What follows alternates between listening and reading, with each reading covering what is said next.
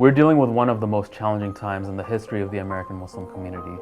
Within the last calendar year alone, there have been over 100 anti-mosque incidents. Islamophobia has been on the forefront of national issues. We see it as an issue within the national elections as well as local state elections. We have individuals who are plotting attacks against mosques, such as in Garden City, Kansas, where 3 individuals actually plotted a terrorist attack against a community of Muslims. We had an individual call a mosque in LA, threatening to kill members of that community. The Muslim American community can be on the forefront of solving these civil rights issues. We can be on the forefront of fighting for civil rights issues. We can be on the forefront of defending not only our community, but other communities as well, to let them know that, hey, bigotry is not okay in this country. Much like the rest of the country, Arizona is dealing with a lot of these same challenges as well. We've had a massive upswing in terms of the cases that we're getting, whether it's brothers and sisters who are being harassed around town, on the roads, with people trying to run them off the road.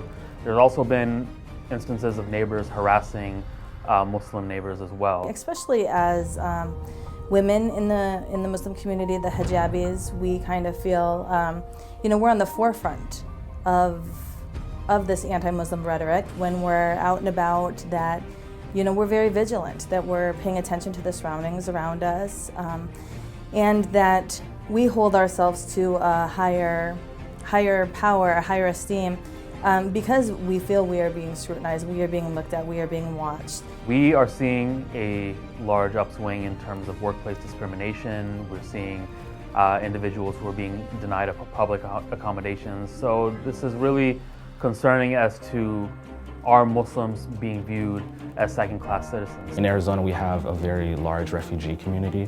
The refugee community is oftentimes the targets or the subject to these civil rights violations. Believe me, this is happening in our own communities. A lot of times this is targeting people who are in lower income areas. These are people who are newly resettled to the country. In just this past year alone, we've helped Iraqi families that were dealing with evictions due to discriminatory reasons. Syrian refugee family that was resettled in Tucson, where they actually received a hate note on their home. They were in the country for less than 3 months, and they actually got a note placed on their house saying, "Go home, we don't want you here in this neighborhood." The same trend that's happening nationally is happening here in Arizona, but things might be a little bit more exasperated here because of our large refugee community who are seen as vulnerable targets. CAIR-Arizona has been there for the Arizona Muslim community since day one. We provide legal support for those dealing with civil rights issues. We are one of the first lines of command when something does happen.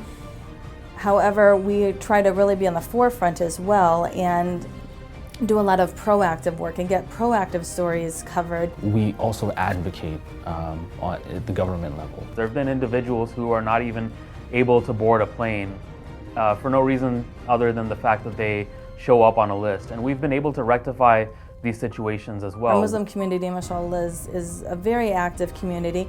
And we just need to showcase that and continue showing people the good that we do. A lot of times, people feel as though they don't have a voice, but CAIR-Arizona, when we take your case, we're able to amplify that. And we're able to amplify that not only across the country, but across the world as well. We've built a very strong platform within the last year. The Hate Hurts initiative tracks and documents incidents of hate crimes that happen around the country. Even though this was a small and humble project that CAIR-Arizona started, it's being cited by journalists worldwide at this point, and we're doing great work in terms of how we're handling these cases. In our civil rights cases, where individuals like 2 refugees from Gaza were detained for 500 days at the Arizona border, we were able to take their case and we were able to get these men free with the help of other legal counsel as well. So CAIR-Arizona is out there and doing work on behalf of the community. Not only are we doing work, we're actually winning. With CAIR-Arizona, we work a lot with interfaith activities. We work a lot with people of other faiths, people of no faiths at all. We're becoming great interfaith partners in actually building bridges with allies within the Latino community, the African American community. Unfortunately, it's our children who feel a lot of this anti-Muslim rhetoric and get bullied by other students, by staff. It's just an unfortunate situation. And we're going across the state, training people on how to positively respond to these types of negative aspect? Doing a lot of anti-bully workshops, empowering our youth, letting them know that they should be proud that they're Muslim, and that they don't have to choose whether to be an American or to be a Muslim, that they have the right to be both. We also have our government engagement programs. Just this year, we had our first Muslim Capitol Hill Day.